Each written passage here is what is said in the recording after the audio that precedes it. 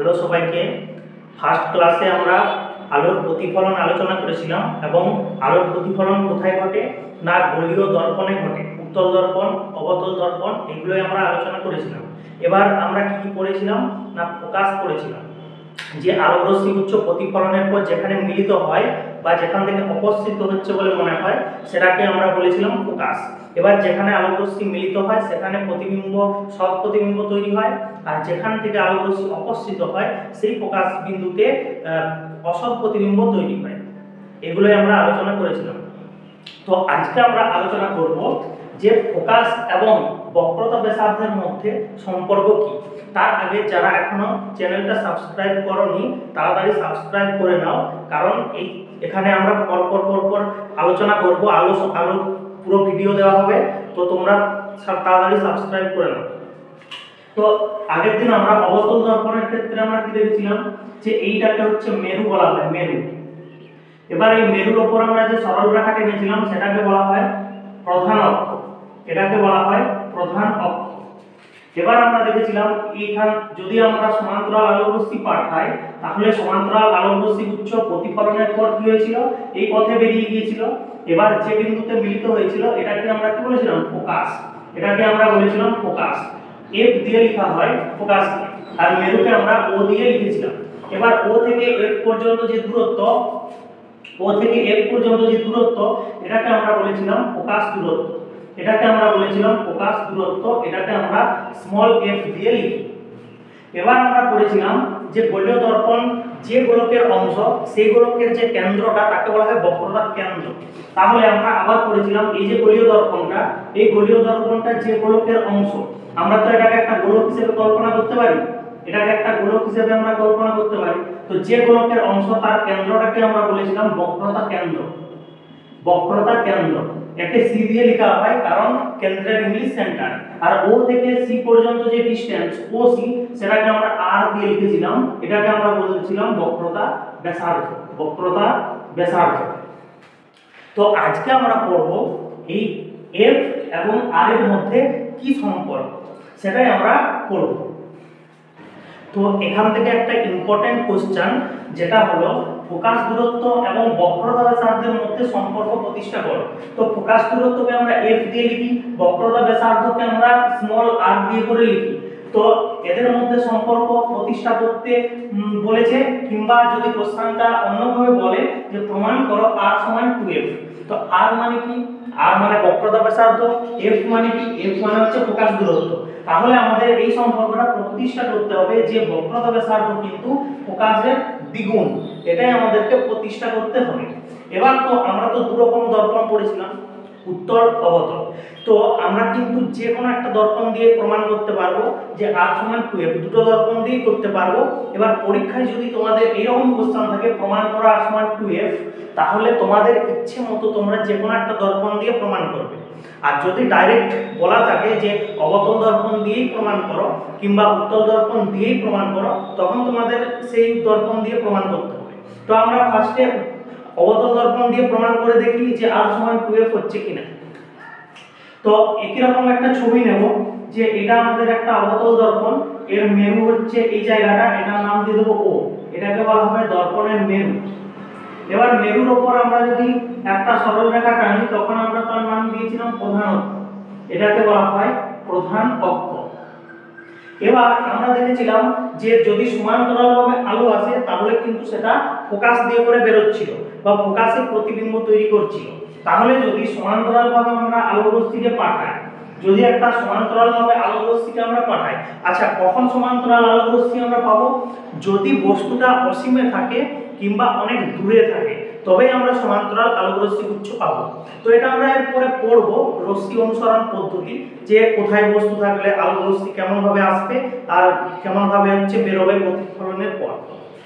তো সমান্তরালভাবে আলো এসেছে তার মানে ফোকাস দিয়ে বেরোবে, তাহলে এটা বেরোবে কোনটা দিয়ে, ফোকাস দিয়ে বেরোবে। তাহলে এটাকে আমরা এফ ধরলাম, তাহলে এটা আমাদের ফোকাস দিয়ে বেরোবে।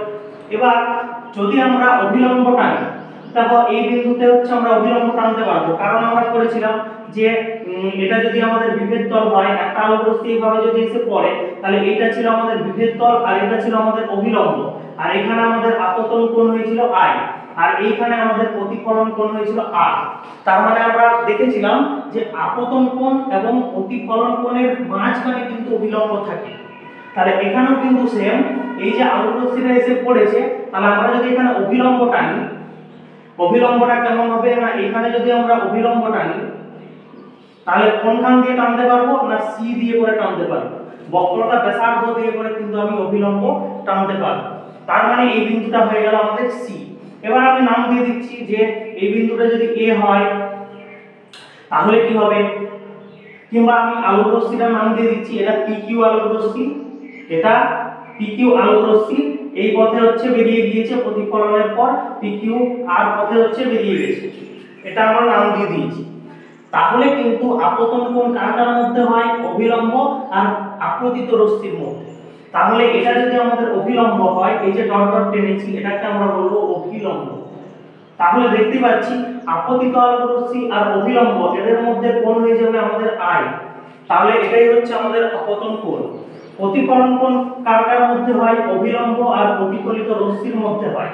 তাহলে এটা যদি আমাদের অভিলম্ব হয়, প্রতিফলিত রশ্মি তো এটা, তাহলে এদের মধ্যে যে কোণটা হবে সেটা হচ্ছে আমাদের r, স্মল r।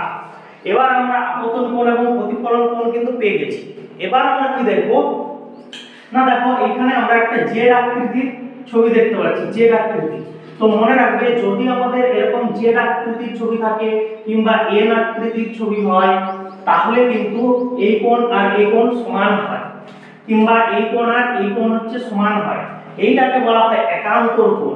মনে রাখবে এটাকে বলা হয় একান্তর কোণ, একান্তর কোণ। তাহলে এখানেও আমরা একটা জেড আকৃতির ছবি দেখতে পাচ্ছি। তাহলে এই কোণটা যদি আই হয় তাহলে এই কোণটাও আই, এই কোণটাও আই, কারণ জেড আকৃতির ছবি দেখতে পাচ্ছি। তাহলে এটা হচ্ছে একান্তর কোণ, তাহলে এটা আই হলে এটাও কিন্তু আই হবে। তাহলে আমরা কি লিখব যে এখানে আপতন কোণ কোনটা, আপতন কোণ হচ্ছে এখানে কোনটা না, আপতন কোণ হচ্ছে পিকিউসি, কোণ হচ্ছে পিকিউসি সমান আই, এটা হচ্ছে আপতন কোণ। এবার প্রতিফলন কোণ কোনটা না, প্রতিফলন কোণ, প্রতিফলন কোণ কোনটা, প্রতিফলন কোণ হচ্ছে আমাদের আর। তার মানে বলতে পারবো সি কিউ আর বা সি কিউ এফ, এভাবেও বলতে পারি সি কিউ এফ সমান হচ্ছে আর, এটাই হচ্ছে আমাদের প্রতিফলন কোণ। এবার আমরা কি দেখছি, এই যে জেড আকৃতির ছবিটা, তাহলে এটা আই হলে এই কোণটাও আই, তার মানে বি সি এফ এটাও কিন্তু আমাদের আই, তাহলে কোণ বি সি এফ এটাও কিন্তু আমাদের কোণ আই। এবার আমরা পড়েছি প্রতিফলনের সূত্র যে আপতন কোণ প্রতিফলন কোণ কিন্তু সমান হয়। তাহলে আপতন কোণ প্রতিফলন কোণ যদি সমান হয় তাহলে আমরা কি দেখব, এই কোণটা এই কোণটা সমান। তাহলে আমরা কি লিখতে পারি যে কোণ পিকিউসি সমান এই কোণ সিকিউএফ, এটা হচ্ছে প্রতিফলনের সূত্র, এটা প্রতিফলনের সূত্র যে আপতন কোণ আর প্রতিফলন কোণ সমান হয়। তাহলে পিকিউসি সমান সিকিউএফ হয়। আবার আমরা দেখছি বিসিএফ যদি আই হয় তাহলে বা কোণ বিসিএফ সমান আই মানে কি, আই মানে কোণ পিকিউসি, তাহলে আই এর জায়গায় লিখব পিকিউসি। তাহলে আমরা দেখতে পাচ্ছি বিসিএফ আর পিকিউসি সমান হয়ে গেল। আবার পিকিউসি এর সাথে কে সমান, সিকিউএফ সমান। তাহলে বলতে পারি বা কোণ বিসিএফ সমান কোণ পিকিউসি, তাহলে পিকিউসি সমান কি হয়ে যাবে কোণ সিকিউএফ, সিকিউএফ। তার মানে আমরা দেখতে পাচ্ছি এই দুটো কোণ সমান। তাহলে বিসিএফ আর সিকিউএফ সমান, বিসিএফ কোণটা বিসিএফ মানে এই কোণ, তার সাথে কে সমান সিকিউএফ, অর্থাৎ সিকিউএফ সমান, তার মানে এই কোণটা আর এই কোণটা সমান, এই কোণটা আর এই কোণটা হচ্ছে সমান। এবার আমাদেরকে মনে রাখতে হবে যদি কোনো একটা ত্রিভুজের, যদি কোনো একটা ত্রিভুজের এই কোণ আর এই কোণ সমান হয়ে যায় তাহলে কিন্তু এই বাহুও কিন্তু সমান। তাহলে আমাদের যদি এই কোণটা আর এই কোণটা এখানে আমরা সমান পেয়ে যাই তাহলে আমরা বলতে পারবো CF মানে FQ। তাহলে আমরা বলতে পারবো অতএব CF সমান FQ, এটা আমরা বলতে পারবো, কারণ এই দুটো কোণ সমান হলে এই দুটো বাহুও সমান হবে। তাহলে এই কোণ যদি সমান হয় তাহলে CF মানে FQ। এবার একটা জিনিস ভাবো, যদি এই কিউ বিন্দুটা ও এর কাছাকাছি হয়, যদি এই কিউ বিন্দুটা ও এর কাছাকাছি হয় তাহলে আমরা বলতে পারবো FQ মানে কিন্তু FO। কিভাবে না, ধরো এইটা হচ্ছে এফ কিউ, এই পয়েন্টটা কিউ।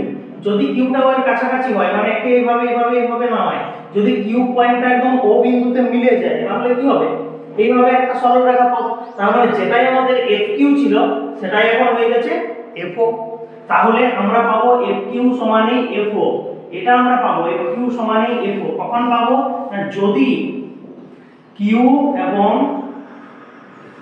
ও বিন্দু কাছাকাছি হয়, কাছাকাছি হয় তাহলে কিন্তু আমরা এটা পাবো যে এফ কিউ মানে এফ ও।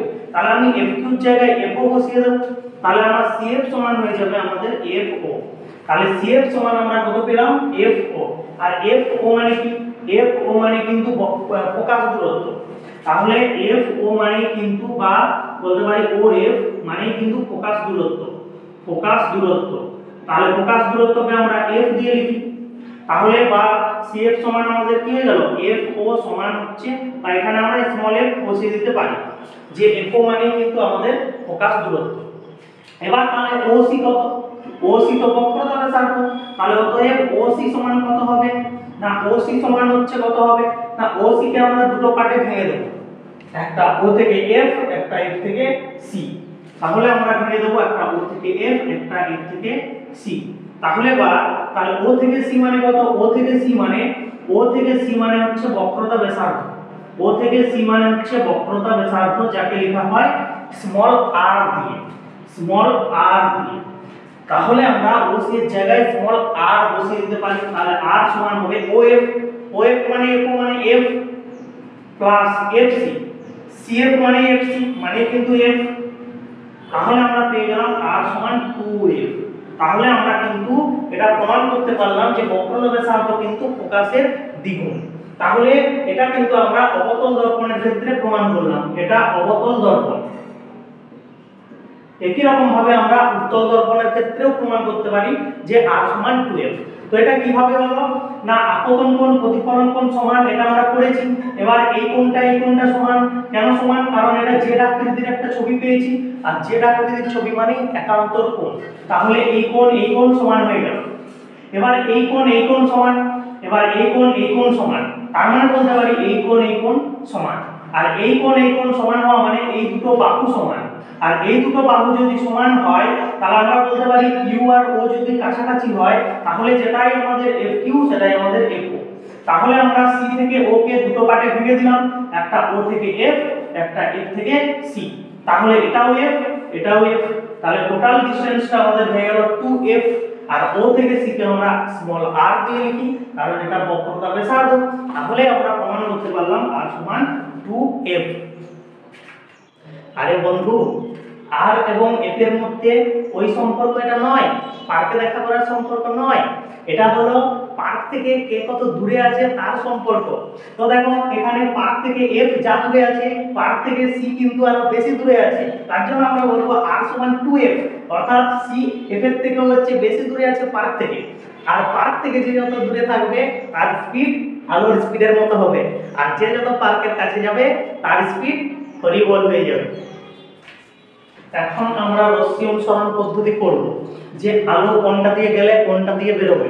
তো আমরা তো দেখেছি যে আলো যদি সমান্তরালে যায় তখন হচ্ছে ফোকাস দিয়ে বেরোয়, এটা তো আমরা দেখলাম অবতল দর্পণের ক্ষেত্রে যে এটা যদি আমাদের মেরু হয় তাহলে এখানে আমরা প্রধান অক্ষ টেনেছিলাম, এটা হচ্ছে প্রধান অক্ষ ছিল। এবার সমান্তরাল ভাবে যদি আলো এসে করে পড়ে তাহলে ওরা কোনটা দিয়ে বেরোয়, না যেটা দিয়ে বেরোয় সেটাকে হচ্ছে আমরা ফোকাস বলি, ফোকাস এফ দিয়ে বেরোয়। তাহলে সমান্তরাল আলো কখন আসে সেটাও বলেছিলাম, যদি কোনো বস্তু অসীমে থাকে, যদি কোনো বস্তু হচ্ছে অসীমে বা অনেক দূরে থাকে, অনেক দূরে থাকে তখন কিন্তু সেখান থেকে আমরা সমান্তরাল আলোক রশ্মিগুচ্ছ পাবো। যেমন সূর্য পৃথিবী থেকে অনেক দূরে আছে, তাহলে সূর্য থেকে পৃথিবীতে যখন আলো আসবে তখন আমরা সেটাকে সমান্তরাল আলো ধরে নেব, কারণ অনেক দূর থেকে আলো আসা মানে সমান্তরাল আলোক রশ্মি। এবার এখানে তো আমরা দেখেছি যে সমান্তরালে আলো এলে ফোকাস দিয়ে বেরোয়। উত্তল দর্পণের ক্ষেত্রেও আমরা দেখতে পারি, উত্তল দর্পণের ক্ষেত্রে বাইরের পৃষ্ঠে প্রতিফলন হয়, তাহলে একটা আলো যদি সোজা এসে করে এখানে পড়ে সে এই পথে প্রতিফলিত হয়ে চলে যাবে। যদি আমরা এখানে চোখ রাখি তাহলে তো আমরা বাঁকা পথে আলোটাকে দেখতে পাবো না, আমাদের চোখ ভুল দেখবে, আমাদের মনে হবে এই জায়গা থেকে আলোটা অপসৃত হচ্ছে, তো সেটাই হচ্ছে ফোকাস। তাহলে এখান থেকে কিন্তু অপসৃত হয়, এখান থেকে অপসৃত হয়, আর এখানে কিন্তু মিলিত হয়, এখানে হচ্ছে মিলিত হয়। তাহলে আমরা দেখেছিলাম যে অবতল দর্পণের ক্ষেত্রে মিলিত হয়, আর এটা হচ্ছে উত্তল দর্পণ, তাহলে উত্তল দর্পণের ক্ষেত্রে কিন্তু অপসৃত হয়। তো আমরা এখানে দেখতেই পাচ্ছি যে সমান্তরালে আলো এসেছে, আমাদের চোখ ভুল দেখছে, আলোটা ফোকাস থেকে যাচ্ছে।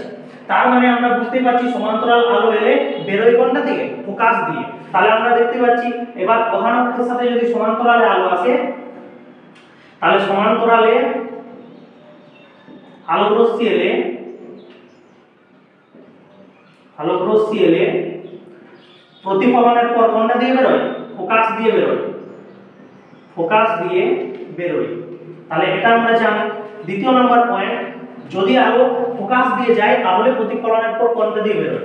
তাহলে দেখো উত্তল দর্পণ যদি আমরা আবার আঁকি, এটা যদি একটা অবতল দর্পণ আঁকি, তাহলে আমরা যদি দেখি যে এটা হচ্ছে ফোকাস, তাহলে একটা আলোকরশ্মি যদি ফোকাস দিয়ে করে যায় তাহলে কিন্তু প্রতিফলনের পর এইভাবে সমান্তরালে বেরিয়ে আসে, এইভাবে সমান্তরালে কিন্তু বেরোবে। তাহলে আমরা বলবো যে ফোকাস দিয়ে আলো এলে, ফোকাস দিয়ে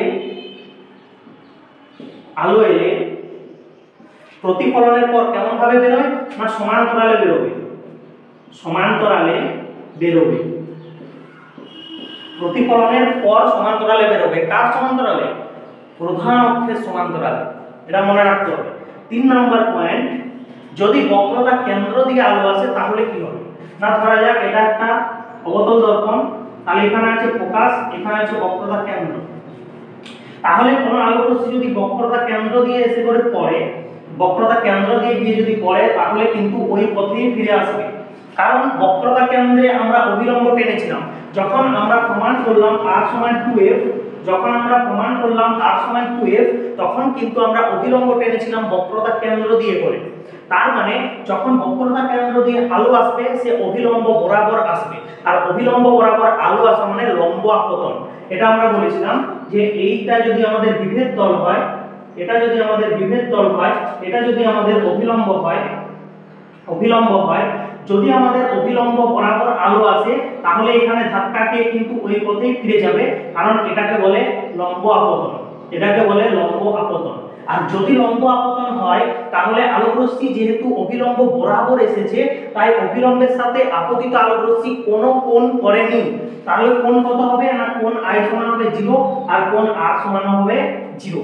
অর্থাৎ আপতিত আলোকরশ্মি অভিলম্বের সাথে কোনো কোণ করবে না, প্রতিফলিত রশ্মিও কিন্তু অভিলম্বের সাথে কোনো কোণ করবে না। তার জন্য আমরা দুটো কোণ 0 পাবো। তো এটাকে আমরা লম্ব আপতন বলি। তো এখানে কিন্তু লম্ব আপতনই ঘটবে, কারণ অভিলম্ব বরাবর আলোটা এসছে, ধাক্কা খেয়ে ওই পথেই কিন্তু ফিরে চলে যাবে। তার মানে বক্রতা কেন্দ্র দিয়ে আলো এলে, বক্রতা কেন্দ্র দিয়ে আলো এলে বক্রতা কেন্দ্র দিয়েই ফিরে যাবে, বক্রতা কেন্দ্র দিয়েই ফিরে যায়। তো এটাই হচ্ছে আমাদের রশ্মি অনুসরণ পদ্ধতি। এই তিনটা জিনিস আমাদের মনে রাখতে হবে। তাহলে আমরা বললাম যে কোনো বস্তু যদি অনেক দূরে থাকে কিংবা অসীমে থাকে, সেখান থেকে সমান্তরালে আলো আসে, প্রতিফলনের পর মিলিত হয় কোথায়? ফোকাসে মিলিত হয়। অবতল দর্পণের ক্ষেত্রে ফোকাসে মিলিত হয়, আর উত্তল দর্পণের ক্ষেত্রে অপসৃত হয় বলে মনে হয়। সেই জন্য আমরা পড়েছিলাম যে যেখানে মিলিত হয় সেখানে সৎ প্রতিবিম্ব তৈরি হবে, আর যেখানে অপসৃত হবে সেখানে অসৎ প্রতিবিম্ব তৈরি হবে। তো আমরা আজকে সেগুলোই পড়বো যে কোথায় বস্তু রাখলে কোথায় প্রতিবিম্ব তৈরি হবে, বিভিন্ন অবস্থান পড়ব বস্তু, আর প্রতিবিম্বেরও বিভিন্ন অবস্থান পড়ব। তো ফার্স্টে অবতল দর্পণে আমরা পড়ব। তার মানে দেখো কত রকম জায়গায় আমরা একটা বস্তুকে রাখতে পারি। তাহলে যদি আমাদের এইখানে হচ্ছে একটা অবতল দর্পণ থাকে, এটা ধরো অবতল দর্পণ, তাহলে এরকম একটা জায়গায় যদি অবতল দর্পণ থাকে, এটা ধরা যায় অসীম, তাহলে অসীম। তাহলে এইখানে হচ্ছে ফোকাস আর এটা হচ্ছে বক্রতা কেন্দ্র। তাহলে একটা বস্তুকে কোথায় কোথায় রাখতে পারি? বস্তুকে আমরা প্রথমে অসীমে রাখতে পারি, বস্তুটাকে তারপরে আমরা অসীম এবং সি এর মাঝে রাখতে পারি। আচ্ছা, বস্তুটাকে আমরা সি তে রাখতে পারি, সি তে রাখতে পারি, এফ আর সি এর মাঝে রাখতে পারি, আর এফ এ রাখতে পারি, আর মেরু, ওটা হচ্ছে মেরু আর এফ এর মাঝে রাখতে পারি। তাহলে দেখো একটা বস্তুকে আমরা কত জায়গায় বসাতে পারি।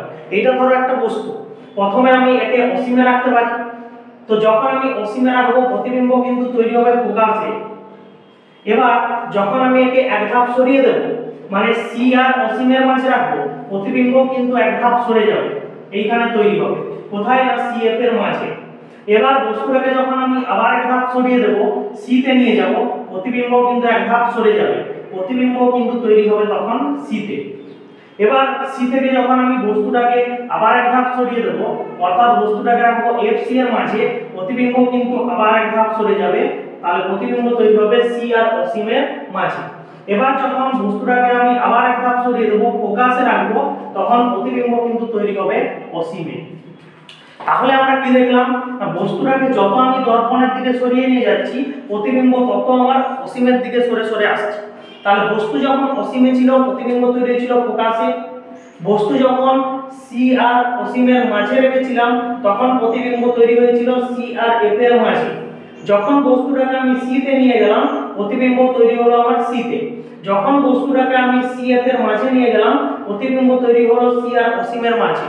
যখন বস্তুটাকে আমি এফ এ নিয়ে গেলাম, প্রতিবিম্ব তৈরি হলো আমার অসীমে। তাহলে অসীমে বস্তু রাখলে প্রতিবিম্ব তৈরি হয় ফোকাসে, আর ফোকাসে বস্তু রাখলে প্রতিবিম্ব তৈরি হয় অসীমে। এইটার থেকে আমরা বুঝে গেলাম। এবার আমরা একটা একটা করে পড়ব।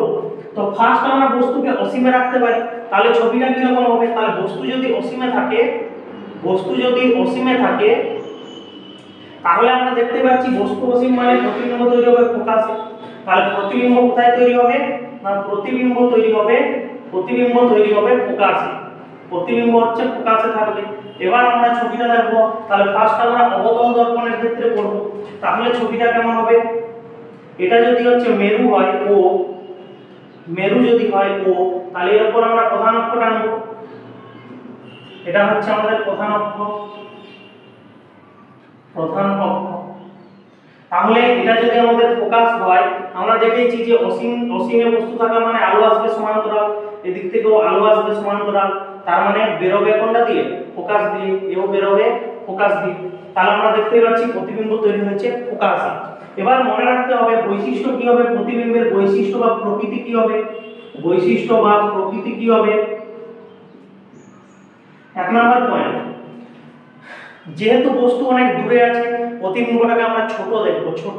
তার মানে প্রতিবিম্ব কি হবে না, প্রতিবিম্ব আকারে বস্তুর থেকে ছোট হবে, বস্তুর থেকে ছোট হবে। দ্বিতীয় নাম্বার পয়েন্ট, সৎ না অসৎ হবে? দেখো আলোক রশ্মি কিন্তু মিলিত হয়েছে, আর আগেই বলেছি মিলিত হলে সৎ প্রতিবিম্ব।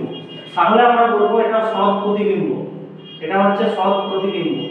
3 নম্বর পয়েন্ট, আচ্ছা মনে রাখতে হবে এটাকে কিন্তু উল্টো দেখাবে। উল্টো মানে আমরা বলবো অবশীর্ষ।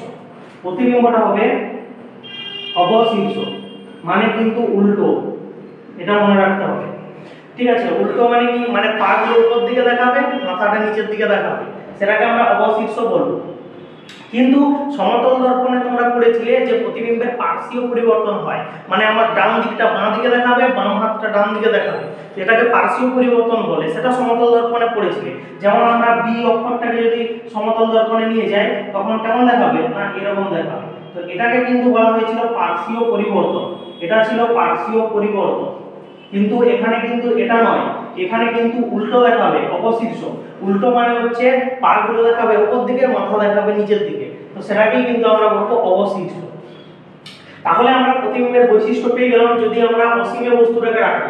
এবার আমরা করব দ্বিতীয় নম্বর পয়েন্ট, যদি আমরা বস্তুটাকে অসীম এবং সি এর মাঝে রাখি। এই যে আমরা ছবিটা দেখতে পাচ্ছি, বস্তুটাকে তাহলে অসীমে রেখেছিলাম, তাহলে এটা আমাদের হয়ে গেল। এবার কোথায় রাখতে পারি? সি এফ এর মাঝে। প্রতিবিম্ব তৈরি হয়েছিল ফোকাসে, এটা হয়ে গেল। এবার বস্তুটাকে রাখবো কোথায়? সি আর অসীমের মাঝে। তাহলে বস্তু কোথায় থাকবে না, বস্তু থাকবে সি এবং অসীমের মাঝে, অসীমের মাঝে।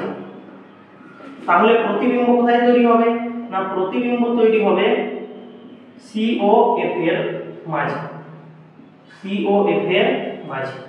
তাহলে আমরা ছবিটা দেখব কেমন হবে। তাহলে যদি আমরা এইভাবে একটা অবতল দর্পণ আঁকি, তাহলে এখানে তো সি, তাহলে এখানে ধরা যাক সি আছে, আর এখানে হচ্ছে এফ। তাহলে আমরা যদি এরকম একটা জায়গায় একটা বস্তুকে রাখি পি কিউ, তাহলে একটা রশ্মি সমান্তরাল যাবে, সেটা বের হবে ফোকাস দিয়ে। আচ্ছা এখানে সি, এটা এফ, তাহলে আরেকটা আলোক রশ্মি যদি আমার বক্রতা কেন্দ্র দিয়ে যায় তাহলে ওই পথেই ফিরে আসবে, ওই পথেই ফিরে আসবে।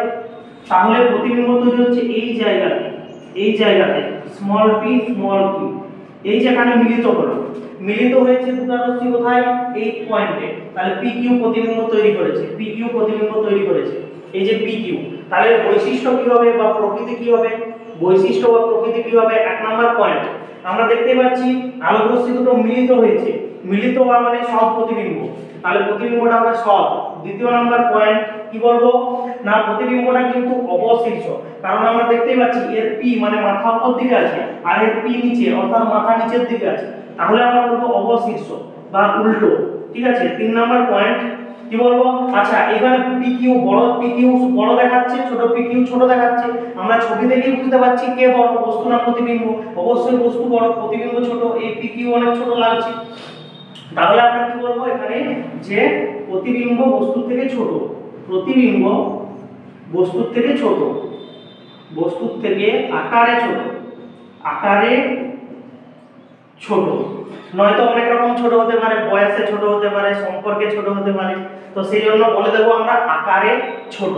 তো আমরা দুটো পজিশন কিন্তু দেখে নিলাম, যে অসীমে বস্তু থাকলে প্রতিবিম্ব তৈরি হয় কোথায়, ফোকাসে তৈরি হয়। তাহলে প্রতিবিম্ব তৈরি হয় ফোকাসে, বৈশিষ্ট্য কি, প্রতিবিম্ব বস্তু থেকে ছোট হয়, সব প্রতিবিম্ব কারণ মিলিত হয়েছে, আর অবশীর্ষ বা উল্টো হয়, অর্থাৎ মাথা নিচের দিকে থাকবে পা উপরে। এবার বস্তু যখন অসীম আর সি এর মাঝে থাকবে তখন কি হবে, সৎ হবে মানে মিলিত হয়েছে, অবশিষ্ট হবে, দেখাই যাচ্ছে পি নিচের দিকে আর এর পি উপরের দিকে আছে। আচ্ছা প্রতিবিম্ব আকারে ছোট হবে, ছবি দেখেই বুঝতে পারছি বড় পি কিউ মানে বস্তু, এটা হচ্ছে বস্তু, বস্তু অনেক বড়, আর এটা হচ্ছে প্রতিবিম্ব, প্রতিবিম্ব কিন্তু অনেক ছোট। এই দুটো হচ্ছে আমরা পেলাম।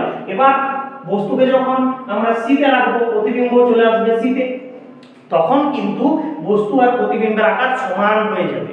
এরপর কি হবে না, যখন বস্তু আবার সি এর সামনে চলে যাবে প্রতিবিম্ব তখন আবার এইদিকে সরে আসবে, তখন কিন্তু প্রতিবিম্ব বড় হয়ে যাবে। তাহলে যত বস্তু সামনে যাচ্ছে প্রতিবিম্ব তত বড় হচ্ছে। আমরা আয়নাতেও দেখেছি যে আমরা যত সামনে যাব প্রতিবিম্ব কিন্তু তত বড় হয়, তো এখানেও তাই প্রতিবিম্ব বড় হবে।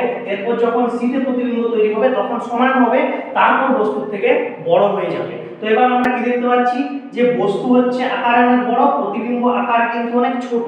তো এই কথাটা কিন্তু বলতে হবে যে বস্তুর থেকে প্রতিবিম্ব কিন্তু আকারে ছোট, নয়তো বয়সে ছোট হয়ে গেলে বিপদ। হয়তো আয়নার সামনে গিয়ে দেখলাম আমার দাড়ি দেখাচ্ছে না, একদম কচি কচি লাগছে, তার মানে কি দেখবো যে প্রতিবিম্ব আমার থেকে বয়সে ছোট হয়ে গেছে। এরকম হলে তো কত ভালো হতো, কিন্তু বাস্তবে তো এরকম হয় না। তো আমাকে তো আয়নার সামনে গেলে কচি কচি লাগবে না, দাড়ি থাকবে না, এরকম তো হবে না। সেই জন্য কি বলবো, প্রতিবিম্ব বস্তুর থেকে আকারে ছোট, বয়সে নয়।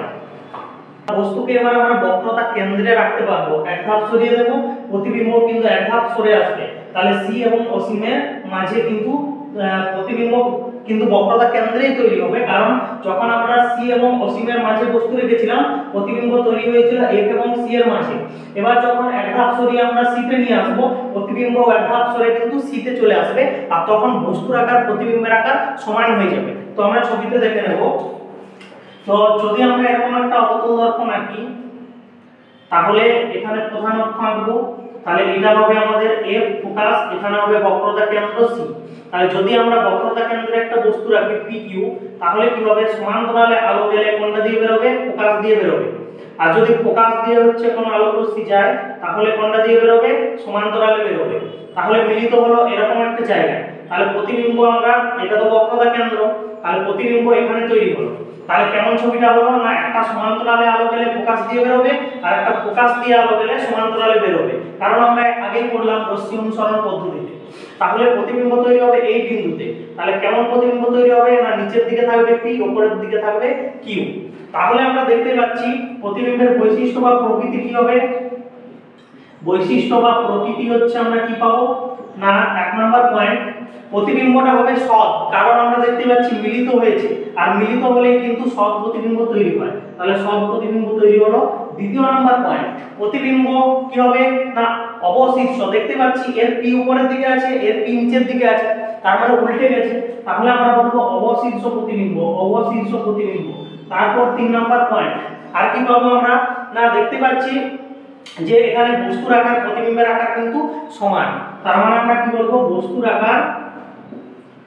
আকার ও প্রতিবিম্বের আকার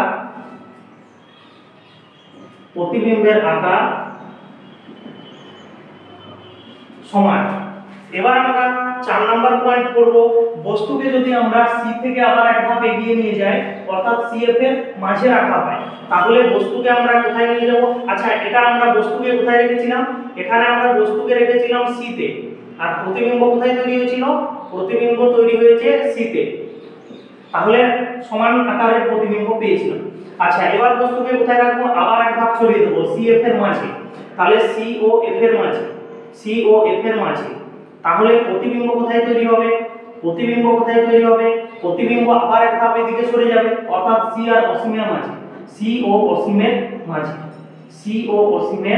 মাঝে প্রতিবিম্ব আমরা পাবো। তাহলে ছবিটা কি রকম হবে?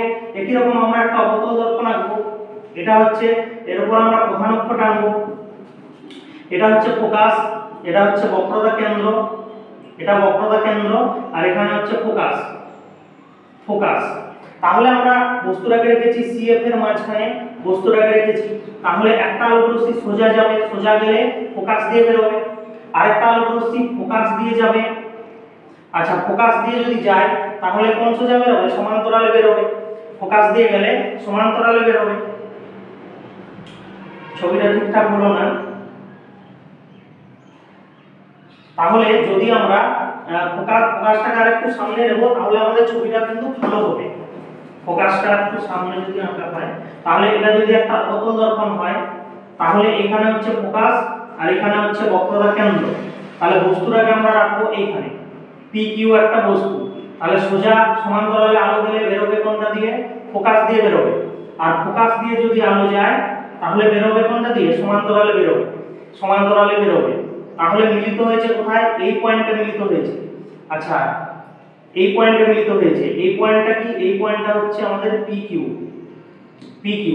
তো এখানে আমরা কি দেখতে পাচ্ছি? প্রতিবিম্বের বৈশিষ্ট্য 1 নাম্বার পয়েন্ট, প্রতিবিম্ব কিন্তু সব, কারণ রশ্মি দুটো মিলিত হয়েছে, তাহলে আমরা সব প্রতিবিম্ব পাবো। দ্বিতীয় নাম্বার পয়েন্ট, অবশীর্ষ পাবো। 3 নাম্বার পয়েন্ট কি হবে? প্রতিবিম্ব কিন্তু বস্তুর থেকে আকারে বড় হবে। এখানে কিন্তু প্রতিবিম্ব বস্তুর আকারের থেকে বড়,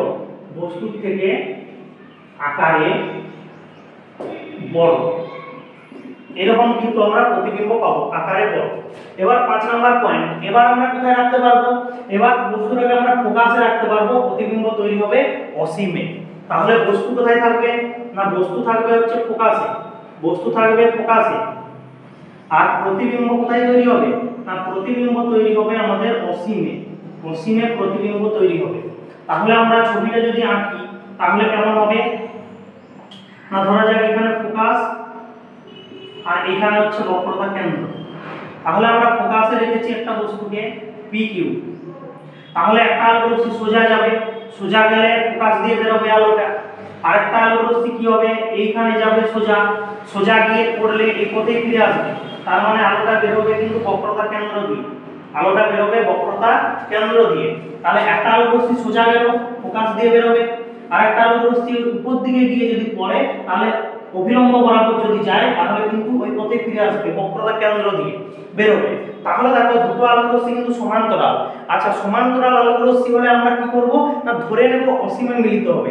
যেমন আমরা ধরে নিচ্ছি অসীম থেকে আলো এলে সমান্তরাল হয়, তার মানে সমান্তরাল আলো গেলে কোথায় মিলিত হবে? অসীমে। তাহলে আমরা ধরে নেব যে অসীমে মিলিত হবে। তাহলে বৈশিষ্ট্য কি হবে? 1 নাম্বার পয়েন্ট, মিলিত হওয়া মানে সৎ, তাহলে প্রতিবিম্ব কিন্তু সৎ। তারপর দ্বিতীয় নাম্বার পয়েন্ট, প্রতিবিম্ব অবশীর্ষ, এগুলো সেম হবে, অবশীর্ষ হবে। আর 3 নাম্বার পয়েন্ট কি হবে? এই যে প্রতিবিম্ব বস্তুর থেকে আকারে বড়, তাহলে প্রতিবিম্ব আকারে বস্তুর থেকে বড়। এই জিনিসটা আমাদের মনে রাখতে হবে। তো এইটা এই কোশ্চেনটাও কিন্তু ইম্পর্টেন্ট, যে বস্তুকে ফোকাসে রাখলে প্রতিবিম্ব কোথায় তৈরি হবে? অসীমে। কি হবে? সৎ অবশীর্ষ প্রতিবিম্ব বস্তুর থেকে আকারে কিন্তু অনেক বড় হবে। বস্তুকে কোথায় রাখবো? না, ফোকাসের থেকেও সামনে রাখবো, তাহলে কি ঘটবে আমরা দেখব।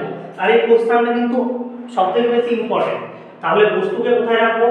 বস্তু হচ্ছে এফ ও মেরুর মাঝে, এফ ও মেরুর মাঝে। তাহলে আমরা প্রতিবিম্ব কোথায় পাবো? না প্রতিবিম্ব হচ্ছে আমরা পাবো দর্পণের পেছনে, দর্পণের পেছনে পাবো, পেছনে। এইটা কিন্তু ভিভিআই, এই কোশ্চেনটা খুব ইম্পর্টেন্ট। তো আমরা ছবিটা দেখে নেব অবতল দর্পণের ক্ষেত্রে। তাহলে এইখানে হচ্ছে ফোকাস, এইখানে হচ্ছে বক্রতা কেন্দ্র। এইখানে যদি আমরা বস্তুটাকে রাখি পি কিউ, তাহলে একটা আলোক রশ্মি সোজা যাবে, সোজা গেলে বেরোবে কোনটা দিয়ে? আর একটু বড় করে আঁকবো ছবিটা, তাহলে আমাদের বুঝতে সুবিধা হবে। তাহলে এফ হচ্ছে সি, তাহলে এইখানে আমরা বস্তুটাকে রেখেছি পি কিউ। তাহলে সোজা একটা আলো যাবে, সোজা গেলে বেরোবে কোনটা দিয়ে? ফোকাস দিয়ে বেরোবে। আরেকটা আলোক রশ্মি কি হবে? আরেকটা আলোক রশ্মি হচ্ছে এই সোজা গিয়ে পড়বে, মানে অভিলম্ব বরাবর।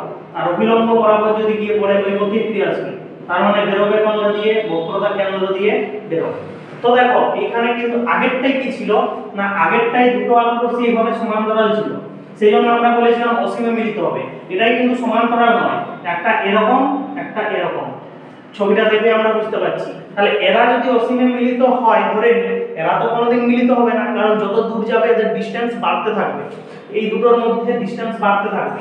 তার জন্য আমরা বলবো এখানে কিন্তু অসীমে মিলিত হবে না। তাহলে আমরা কি করব না, এখানে যদি আমাদের চোখ রাখি, এখানে যদি আমরা চোখ রাখি, তাহলে আমাদের চোখ তো এইভাবে গিয়ে বাঁকা পথে গিয়ে পি কিউ বস্তুকে দেখতে পাবে না।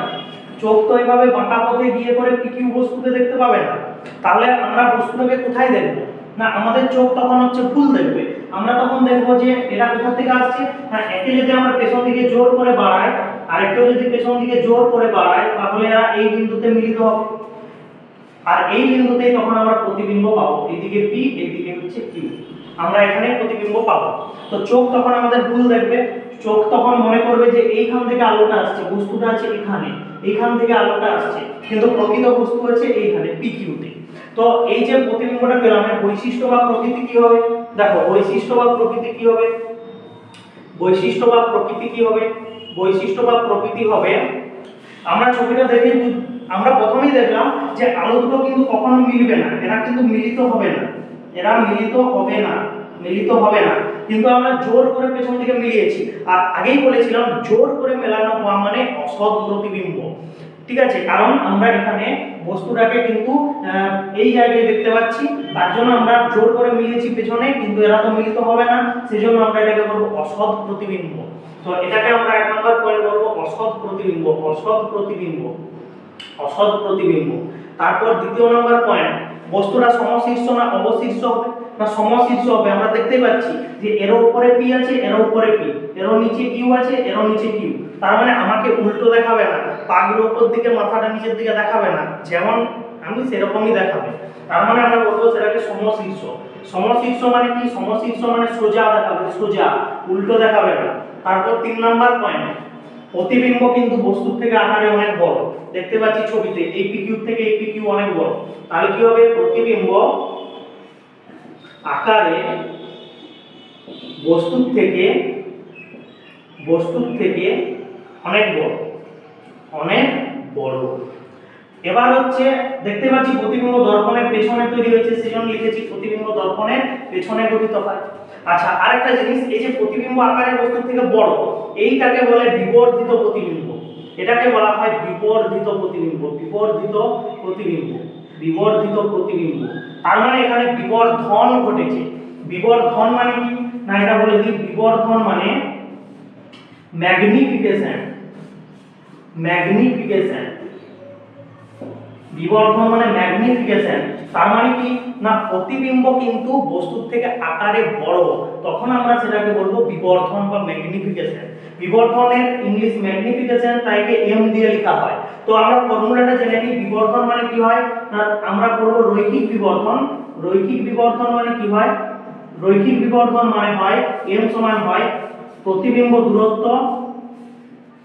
প্রতিবিম্ব দূরত্ব বাই বস্তু দূরত্ব, বাই বস্তু দূরত্ব সমান প্রতিবিম্বের দৈর্ঘ্য, প্রতিবিম্বের দৈর্ঘ্য বাই বস্তুর দৈর্ঘ্য, বাই বস্তুর দৈর্ঘ্য। এরকম আমরা বলতে পারি। তার মানে ধরা যাক এই যে PQ আমরা বস্তুটাকে রেখেছি, এই PQ বস্তুটার যদি দৈর্ঘ্য হচ্ছে L1 হয়, আর এই যে প্রতিবিম্বটা পেয়েছি এর দৈর্ঘ্য যদি L2 হয়, তাহলে আমি বলতে পারি L1/L2, আমি এর জায়গায় বসাতে পারি L1/L2। আচ্ছা, বস্তু দূরত্ব কত হয় না দর্পণের মেরু থেকে বস্তু মানে O থেকে হচ্ছে বস্তুকে আমি কত দূরে রেখেছি না এই যে দূরত্ব PQ কে আমি ধর U দূরে রেখেছি, আর প্রতিবিম্ব এখানে তৈরি হয়েছে মানে O থেকে দূরত্বকে আমরা V দিয়ে লিখব। তার মানে আমরা প্রতিবিম্ব দূরত্বকে V দিয়ে লিখব আর বস্তু দূরত্বকে U দিয়ে লিখব। সমান কি হবে না প্রতিবিম্বের দৈর্ঘ্য বাই বস্তুর দৈর্ঘ্য L1/L2। এটাকে আমরা সহজে এভাবে লিখি I/O। I মানে হচ্ছে ইমেজ আর O মানে হচ্ছে অবজেক্ট, মানে প্রতিবিম্বের দৈর্ঘ্য বাই অবজেক্ট মানে বস্তু, তাহলে বস্তুর দৈর্ঘ্য। তাহলে এইভাবেও কিন্তু আমরা লিখতে পারি। আর m সমান v/u সমান I/O। এখান থেকে কিন্তু আমাদের অঙ্ক পড়বে পরীক্ষায়, এখান থেকে কিন্তু অঙ্ক থাকতে পারে। তাহলে ফর্মুলাটা আমাদের মনে রাখতে হবে যে m সমান v/u সমান I/O। ভিটা কি, ভিটা প্রতিবিম্ব দূরত্ব, ইউটা কি বস্তু দূরত্ব। তার মানে মেরু থেকে বস্তু কত দূরে আছে সেটা হচ্ছে বস্তু দূরত্ব, মেরু থেকে প্রতিবিম্ব কত দূরে তৈরি হয়েছে সেটা হচ্ছে আমাদের v, সেটা প্রতিবিম্ব দূরত্ব। আর আইটা হচ্ছে প্রতিবিম্বের দৈর্ঘ্য, মানে আমি কত বড় এই পেনটাকে যদি আমি রাখি দর্পণের সামনে তাহলে প্রতিবিম্ব এটা তৈরি হয়েছে, তাহলে এর দৈর্ঘ্যকে আমরা যদি ও বলি তাহলে প্রতিবিম্বের দৈর্ঘ্যটাকে আমি আই দিয়ে লিখতে পারি, কিংবা আমি L1 L2 লিখতে পারি, D1 D2 লিখতে পারি, এটা বিভিন্ন ভাবে লেখা যায়, ওটা নিয়ে কোনো সমস্যা নেই। শুধু আমাদের এই ফর্মুলাটা মনে রাখতে হবে যে বিবর্ধন মানে প্রতিবিম্ব দূরত্ব বাই বস্তু দূরত্ব সমান প্রতিবিম্বের দৈর্ঘ্য বাই বস্তুর দৈর্ঘ্য, সেটাকে আমরা রৈখিক বিবর্ধন বলবো, লিনিয়ার ম্যাগনিফিকেশন বলবো।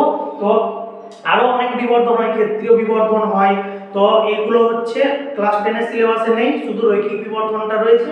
তো এটাই হচ্ছে ফর্মুলা, এখান থেকে কিন্তু অঙ্ক পড়ে। আর বিবর্ধন মানেও কিন্তু আমরা জেনে গেলাম, বিবর্ধন মানে প্রতিবিম্বের আকার বস্তুর থেকে কিন্তু বড় হবে, তখন আমরা সেটাকে বলবো বিবর্ধিত প্রতিবিম্ব। এবার আমরা উত্তল দর্পণের ক্ষেত্রে আমরা দেখব যে উত্তল দর্পণে হচ্ছে বস্তুকে কোথায় রাখলে প্রতিবিম্ব হচ্ছে কোথায় তৈরি হয়।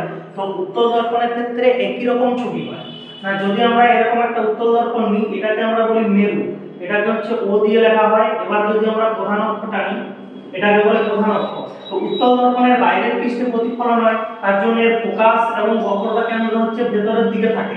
তাহলে ধরা যাক এখানে আমরা একটা বস্তু রেখেছি PQ, এবার একটা আলোক রশ্মি সোজা গিয়েছে, সোজা গেলে কি হবে এইভাবে ফিরে যাবে, সোজা গেলে এইভাবে প্রতিফলিত হয়ে যাবে। তাহলে একে আমরা পেছন দিকে বাড়ালে কোথায় মিলিত হবে, ফোকাসে মিলিত হবে। কারণ এইখানে যদি আমরা চোখ রাখি,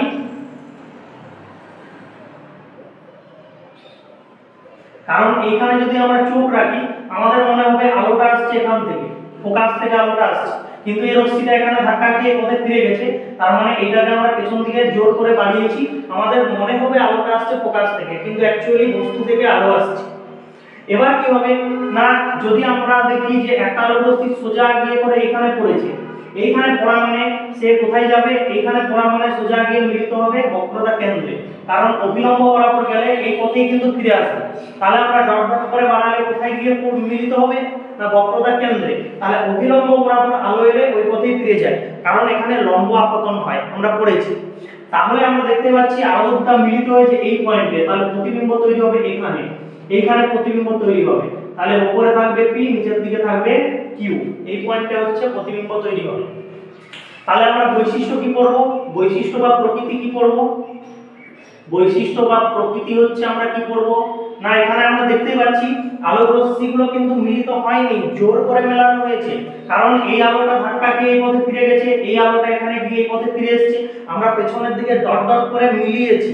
তার মানে প্রতিবিম্ব কি না প্রতিবিম্ব হচ্ছে অসৎ প্রতিবিম্ব, অসৎ প্রতিবিম্ব। দ্বিতীয় নম্বর পয়েন্ট সমশীর্ষ, কিন্তু কারণ এর P উপরে আছে, এরও P উপরে আছে, তাহলে আমরা বলবো এটা সমশীর্ষ প্রতিবিম্ব। সমশীর্ষ মানে হচ্ছে সোজা সোজা। এবার হচ্ছে 3 নাম্বার পয়েন্ট, আমরা দেখতে পাচ্ছি বস্তু কিন্তু প্রতিবিম্বের থেকে আকারে বড়, তাহলে প্রতিবিম্ব আকারে কিন্তু বস্তুর থেকে ছোট। ছবি দেখেই বুঝতে পাচ্ছি যে প্রতিবিম্ব আকারে বস্তুর থেকে ছোট, বস্তুর থেকে ছোট। তো এটাই হচ্ছে উত্তল দর্পণে গঠিত প্রতিবিম্বের হচ্ছে বৈশিষ্ট্য। এগুলো হচ্ছে আমাদের মনে রাখতে হবে, এটাও ইম্পর্টেন্ট। তো প্রতিবিম্ব কিন্তু এই পাশে তৈরি হচ্ছে। তো এগুলো হচ্ছে খুব ইম্পর্টেন্ট। অবতল দর্পণে ফোকাস মেরুর মাঝে বস্তু রাখলে কি হবে সেটা ইম্পর্টেন্ট, এটাও কিন্তু খুব ইম্পর্টেন্ট।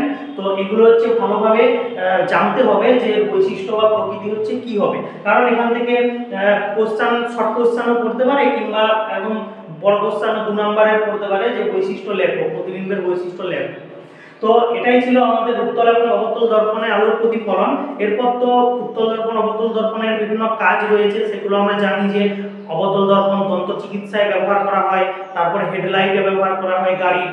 তো এরপর উত্তল দর্পণ হচ্ছে কোথায় ব্যবহার করা হয় না ভিউ ফাইন্ডারে, মানে গাড়ির সামনে যে আয়নাটা থাকে সেটাতে দেখার জন্য, কারণ এইটুকু আয়নাতে আমরা পেছন দিকের বিশাল বড় অঞ্চলটাকে হচ্ছে আমরা দেখতে পাবো, সেই জন্য কিন্তু ব্যবহার করা হয়।